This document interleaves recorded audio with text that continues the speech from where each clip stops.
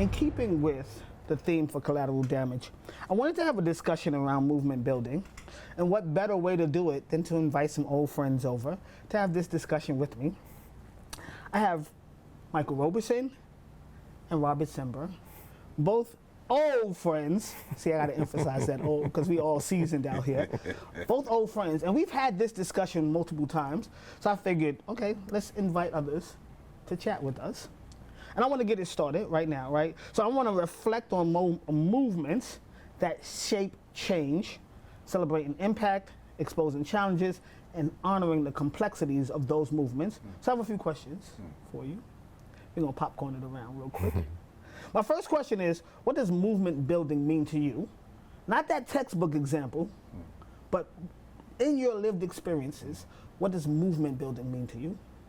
Mr. Roberson, would you like to start? So I was blessed to be born in Camden, New Jersey. And Camden, of course, is a small inner city across the bridge from Philadelphia. And Camden is like Detroit, is like Baltimore, very small inner cities. They have large problems, but connected to big metropolitan cities, so Camden to Philly, Detroit to some degree, to Chicago, Baltimore to DC. And my trajectory by Camden is that it's hood. I can say that because I was born there. But for me, the early days of movement building was seeing black women, and particularly Puerto Rican women in North Camden every Saturday, getting out in the streets, cleaning our front, organizing communities around block parties, around getting folks registered to vote, so using those block parties to get people registered to vote. My mother was a part of OEO, and she was part of now National Organizing for Women. She was part of sort of organizing around Head Start. We all went to Head Start. When I was younger, I thought Martin Luther King was my father, because every black family, particularly my black family, had a picture of Martin Luther King on the wall. So he looked like what I thought my dad looked like, since he really wasn't there. So I thought that that was my father. And when I would see that he passed away somehow, even though my father was alive, but then I would see particularly old speeches of Martin Luther King, and for whatever reason, felt this particular emotional connection to him. And so, you know, seeing black women, seeing Dr. King and the Civil Rights Movement was my first sort of entree. And it's so ironic, right? You thought Dr. King was your dad, because we all had a photo of Dr. King, but we also had Black Jesus. I'm not sure if your house had Black Jesus. She had it. We had Black Jesus in our home as well. I love that you introduced both the women's right movement as well as a civil rights movement. Robert, could you share what movement building means for you? So unlike Michael, I didn't grow up in a movement family. Okay. And I think part of this is the condition of whiteness, which is that in a certain sense, the family was accommodated to the norm. Right. And so the daily intention was not one in a sense of struggle, but was one of the reproduction of a certain kind of reality. Right. It really is, in a certain sense for me, movement building is that place where I personally meet history. And it becomes a kind of necessity, an urgency. So it's that inevitability that occurs when suddenly history, the reality of history, in my case, the reality of racial oppression, Right. The fact that my entire reality was being organized around a certain kind of violence. Right. And there is a tear there in the assumptions of everyday life that I need to address. Suddenly I felt called into an ethical urgency. Right. And I needed to make a decision. Movement becomes the place where that decision gets enacted. Right. So it's that place where you are manifesting your values and you are turning your values into action. Movement is the place where you make decisions. And what I mean by that is it's not just an intellectual or an emotional process, but it's an action. It's an action, right. And you have to enact what your values are. And in acting your values, you're also, in a certain sense, announcing what the future is going to be. And you have to do that collectively. It doesn't make any sense if you're sitting by yourself and having these kinds of critical thoughts, and you're going through a deep sort of internal processes of clarification of your own values. That's not going to get you very far at all. You need to be in the world and doing the work of transformation. So movement building is the essential, inevitable, unavoidable necessity of working together in order to produce a new kind of reality. So in realizing that, right, what did you learn about yourself, right, and the actionable steps that you should or could be taking? Is that in a certain sense, being in movement is also a constant process of self-transformation. Right. So one of the things that I learned about myself is that in a certain sense, I am not just produced out of my own decisions, this is who I am, this is who I want to be, but that I'm always in a kind of conversation or dialogue with the contexts that I'm in. Right. So, we're constantly, I think we all experience this, is projected onto us are the assumptions of the world. Right. You must be that kind of a person. You must have those kinds of values, those kinds of thoughts or attitudes. That deep, rigorous process of self-reflection and self-transformation is absolutely essential to the work of movement. We, in movement, do not remain the same people that we are. We are learning, we are growing, and particularly through our the intimacies of struggle. And struggle is really intimate. It's one of the most intimate things that you can do. You get to know each other. You have to build trust. You have to constantly go through that process of reaching a certain kind of consensus around what you're standing for, your understanding of the moment as it is existing now. What is the crisis?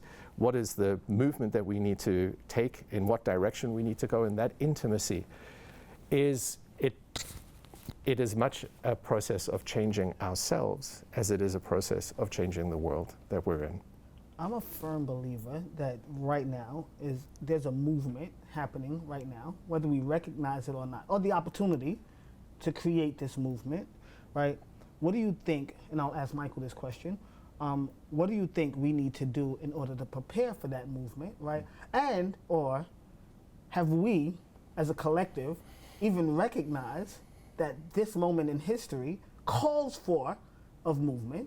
Who are the we you talking about? When I say we, I mean collectively all of us. And I said that not to be, me trying we to do be this all cute. the time, so let's go. No, sure. And it wasn't really about you asking that question, but that is, I think, the important question asked. Who are the we we're talking about? Because historically, the we has always meant less, not black folk. Right. 2023, I was blessed enough to have to do a leadership retreat for the Atlanta Ballroom Alliance. And one of the things I said to them is I want us to reframe what we think ballroom is. I know we're gonna get this, blah, blah, blah. But I also wanted us to reframe what we think political movements are and what it means to be political. I think about the feminist adage that the personal is political, and that the ideal of people coming together in and of itself is a political response. And so sometimes I think that what's necessary is to be aware that you're already engaged. Yes. And once you begin, because if you don't, then you become delusioned about the moment. You become discouraged around your own efficacy to do something. Right. When you don't recognize, to Robert's point around that you are already oftentimes engaged in spaces with groups of folks who are coming together. So be able to use that protocol, number one. Number two, particularly, and it's so very interesting. I think I'm jumping ahead, but this particularly question around queer communities, right? I oftentimes don't define as queer. I'm a black gay man, Right. through and through, politically, theologically, ontologically. I like queerness as a sort of a politics to some degree. A queerness is an analysis. Why is it so important for you to name it that way? Because naming, first and foremost, is important. But let me talk about historically. What queerness meant historically was not only strange, right, but there was a relationship to whiteness. There's also a relationship around the academy. So the theoretical framework was created in somewhat in the academy. Judith Butler's theoretical framework around queerness in many ways is her response to Paris's burning. But the sissy, the fag they gave was the one that was on the street. It was the sissy who created the Black Gay Club so we can come together. That's political organizing. It was the sissy who created the house for we can come together. That's political organizing. It was the sissy who was on the train, being that in which we was, who created the movement, who stood up and fought the fight. And the queer in many ways wrote about it. This thing also around queerness as an identity is in many ways situating dialectically to straightness. And although folk who call themselves queer believe, I'm not saying their belief is wrong, is that queerness allows for fluidity. It really homogenizes because it takes LGBTQ+, puts all of those identities under this thing called queerness, and that means sameness and oneness. I love and dislike that you separated it, right? Because in the moment I just said, it's we, it's this collective we, but within that collective we, there are these subcategories and subgroups that are oftentimes at odds with each other, right? And understanding that, how do we come to this harmonious moment that we recognize we need to let some of that shit go, right? Because in the moment that we're in, it's bigger than those smaller. And Robert, I'd love to hear from you, like, ways in which we can begin to have dialogue, that collective us, that collective we, that pays attention to the harm that has been caused in the past, but also recognizes in this moment we need to work together because we need each other. I mean, you're just pulling together so many complex themes here. I think one of the things I hear in this is an appreciation for contradictions as productive. Michael has just pointed to an essential and inherent contradiction within particularly the kind of contemporary movement spaces, which is, do we organize movement spaces that are around shared and resolved identities, a kind of homogeneity, or do we build movement spaces that are inclusive in some way? And how then do we hold all of the differences that are organized within those,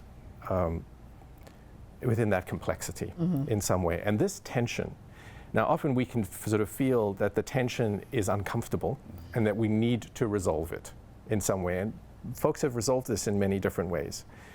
In some places, in some conditions, it has become about creating enclosed spaces where only particular kinds of identities are invited or organized. Those are really necessary and productive formations. And we've seen over the history of liberation struggles, we've seen the need for constituencies to find themselves, to cohere, to identify and share their experiences, and then to speak demands out of that consciousness raising. So, you know, the women's movement, for example, was an essential moment. And we've seen these waves of sort of movement building that require first the consolidation of a constituency and its terms, its voices, and its experiences. And then we start to figure out that, in fact, if we simply organize our struggle around the experiences of a unique constituency, we're going to start to limit our opportunities to address the vast sort of structural oppressions that condition all of our lives. So let me, just sort of say, for example, out of all of these movements, I would say that there is an underlying unifying concern, which is the question of inequality and inequity. And in a certain sense, all of us are dealing with, for example, the inequities and inequalities that are produced through capitalism. And then the miraculous thing is that we find a certain kind of recognition even within those differences. So for me, as a white, queer immigrant to New York City, in many ways an asylum seeker, a white South African who had refused to participate in the South African military at a time where South Africa was a police state, had left the country, arrives in New York City, confused, somewhat traumatized, lost. It's a city that is in the midst of the AIDS crisis in an intense way. And one night I happened to walk down Christopher Street and find myself on the West Side Piers. And just, beyond what any kind of logic would say, I felt at home Right. amongst young, queer, black kids from the ballroom scene. Right. That felt to me, for the first time, a space of life and a space of comfort. Right. And so began a kind of journey, a conversation, a sense of belonging and affiliation, a solidarity that has been an incredible journey that brings us into this conversation right now, but a conversation that we've had over many years. But the tension, just to sort of resolve this, the tension is that in a certain sense we need to have a sense of who we are and what our burdens and our responsibilities are, so that then we can enter into meaningful, intentional, frank, clear, justice-oriented relationships across our difference. And I guess my question would be, how do we begin that process? You, in and of yourself, are a clear exemplar of an intervention. Clearly, black, trans, ideal of destination of moral, and it manifests. And then it begins to mobilize.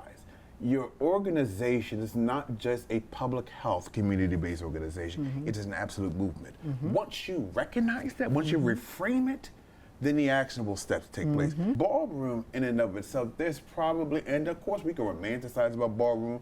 Ballroom is liberating, all these other things, but it's also messy. Freedom movement is messy, right? But the idea that people can come together, 3,000 people to come together, right, for a ball, that absolutely is a political movement. And its power. And its power. I'm often wondering in this moment what I should be doing. Yeah. Right? Yeah. Because there's all this chaos that's happening around me, particularly around the trans community, right? And it's like, so how do you show up differently? If this is what I've always done, right? And I've gotten so far, what do I need to do to get to the next level? So I'm asking these questions for those folks that are sitting at home, scared and frustrated about the moment that we're in, that are a part of certain social networks. May not be the ballroom community, it may be another social network, that what can they do to activate? If you think about those older black organizations that are often run by the church, right? And the activation started in the church. But if you're queer or LGBTQIA+, you're not always welcome in that space. So how do you adopt some of the behaviors or some of the tactics that they use to come into your own space and create that moment? Or do you say, fuck it, and shake the tables in the church, because at the end of the day, you need us as bad as we need you? I'm sort of hearing in your earlier question, Sean, is this question of this moment as marking a kind of rupture. Something is new. And Michael, your emphasis on we already have everything we need and we have already been doing it. This is another one of those really incredibly productive tensions within movement, which is we don't come to the table empty. That's right. We don't come to the table without experience and without knowledge and without history. One of the things I would say is intergenerational movements are more urgent now than ever.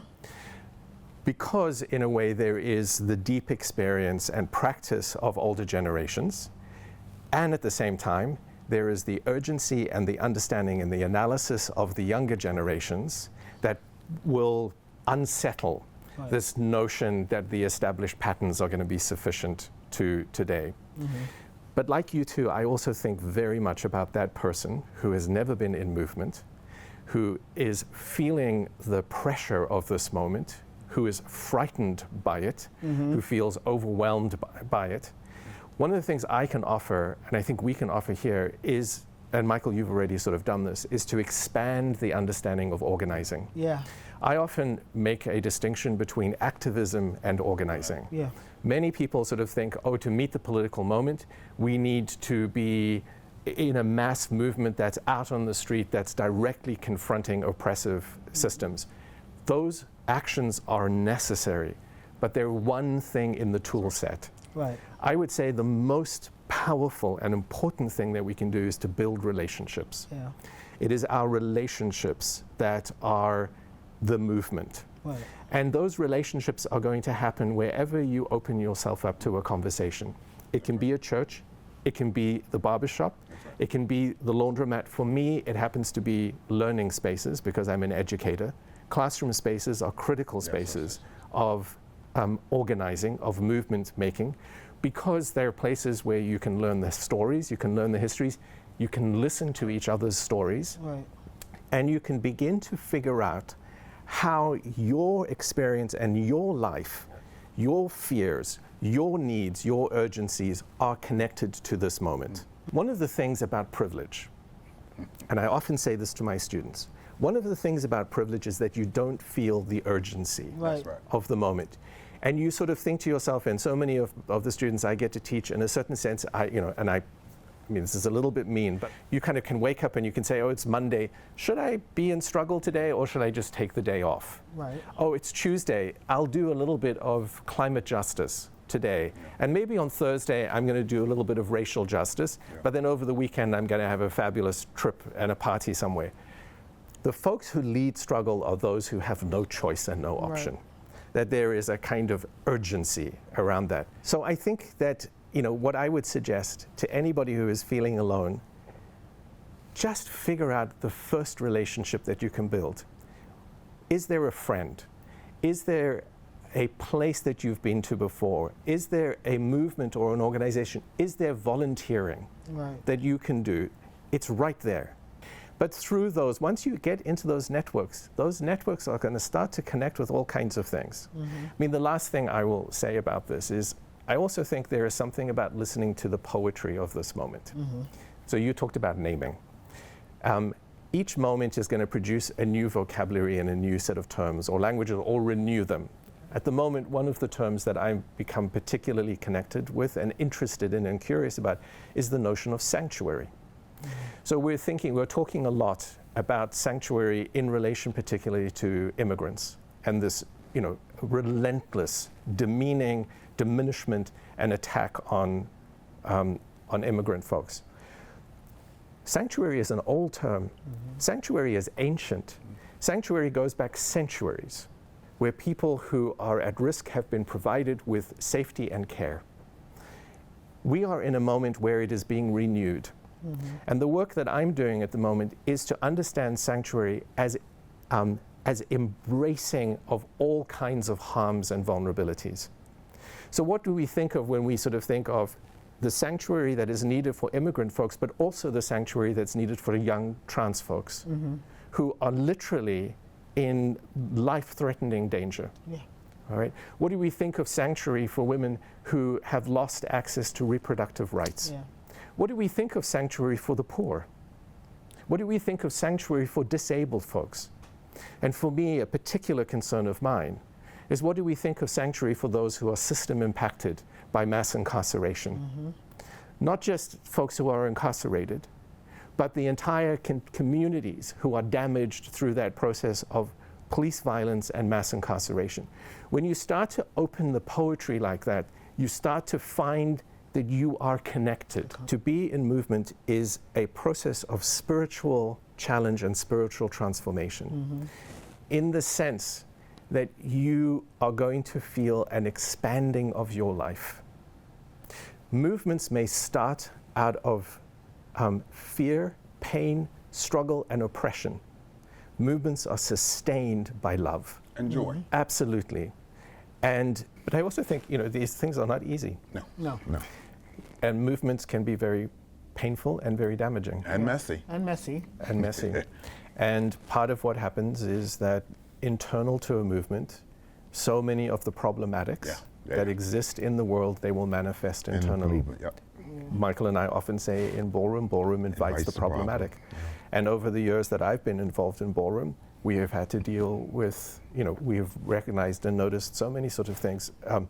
Patriarchy exists in an incredible way. Transphobia. Transphobia exists, it's relentless. We're also seeing, in a certain sense, as ballroom becomes more successful in the mainstream cultural world particularly, there is a kind of class division that begins to generate. So how do we hold them accountable, right, without like tearing them down Yeah. or Yeah. it coming across. Because whenever I interject some know. wisdom, right, it's like, oh, he old and bitter, or he don't even walk no more, and he don't even show up anymore. So how do you like hold that accountability without having them feel like we're tearing it down? But allow them to hold that tension. Okay. So Robert talked about, I call it the liberal notion of wanting to resolve. So that we think that we have to resolve something quickly, because that's liberal sort of symbolic notion of justice. Dr. Cornel West talks about wrestling with things. Right, that you allow those dialectical tensions, that those what appears to be, as we talked about ballroom, the invitation of the problems, to be in one space, wrestle with them, because what winds up happening is that you create newer modes of being and operating and all those other things. And what we also tend to do is what we have internalized by that in which we call the oppressor, so where we begin to reproduce those things in the space of shame and judgment. Right, and so yeah, and to allow for us to interrogate and then to use that interrogation as a moment of sort of instruction. As much as you said, and I hear you, that people are fearful, and maybe younger folk, I tend to think the reverse, that I think more younger folk are more willing to be courageous, and older people become fearful because we have learned certain things, right? And so. And let me just really be clear, when I'm speaking about the folks that are showing up and are coming off, are a bit fearful, are those folks from the trans community. Yeah, I know what you're talking about. So, and that's older or younger. Anybody that feels like they're going to be policed the moment they go into a restroom, you can understand where that fear will come from. So I'll add to that. Fear is something that I think we all experience. Yes, yeah. But the fact they show up, there's a courage in that. And we're not honing into, and so allowing folks to understand they're fearful, but the showing up means that you're courageous, because you could choose not to show up. And everybody can't show up, and that's okay. But I also like that you introduced the fact that fear is also good, right? There's nothing wrong with being fearful. Nothing wrong. We all become fearful at some point in our lives. That's right. Yeah. And I think we get scared of the fact that we're fearful, not recognizing that it's a normal process. It's a normal process. Yeah. But the trans community should never feel alone. I mean, the burdens of violence that are now placed on the trans community are, we know this. We've had years of this. There is objective data that tells us what the stakes are for the trans community. This is holding movement accountable.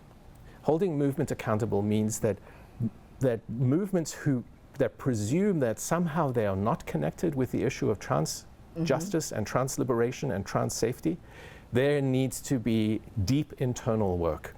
I've been at so many meetings where you have stood up and you have called on people to account. And and Sean, and I've also seen the reaction. And the reaction is to discredit, to silence, to to isolate you in a certain way. And sitting there and listening and observing those sorts of things, I ask myself why. Why would people respond to the plea that you make in this way? And I think it comes from a kind of framework of scarcity. There's this notion that actually his demand is going to take something from me. And that's the reproduction of the layers and generations of experience. Michael, I know that you are working on a project. It is called Ballroom. Oh, nice. A history, a movement, a celebration. It is me and Mikkel Street is one of the contributors. Okay. It features 7 or 8 photographers, including Gerard Gaskins and Anya and Chantal. Okay. Oh, thank you, brother. I appreciate you. Thank you. I appreciate it. Thank you both for joining me.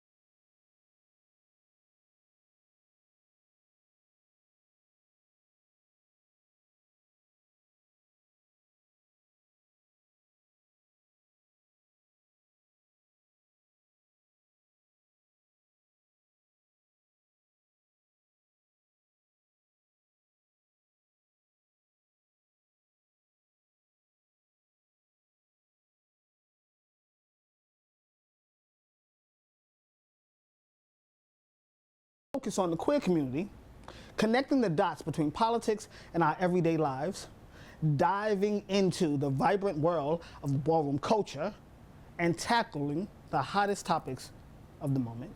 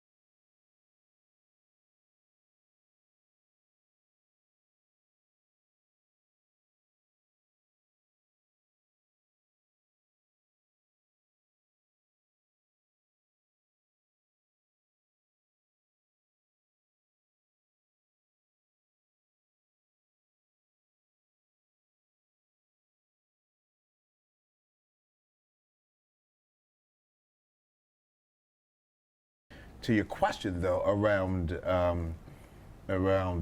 this moment that we happen to be in, I always think, and I said this about you, that it's the awareness